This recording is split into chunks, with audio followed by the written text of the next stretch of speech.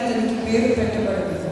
ఇది మొదలుకొని మితి లేకుండా దానికి వృద్ధియు క్షేమమును కలిగినట్లు సర్వకాలము దావీదు సింహాసనము రాజ్యమును నియమించును.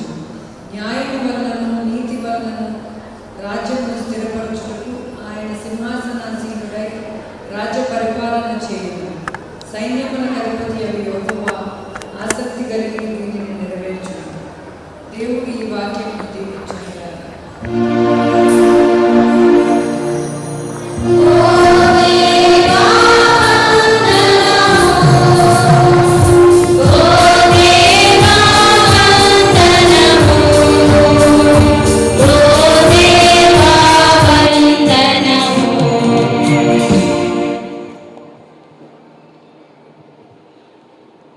అందరూ కలిసి కీర్తనల పుస్తకంలోని 109వ కీర్తన చింతలేదిక యేసు పుట్టిన కీర్తన పాడుకుందాం.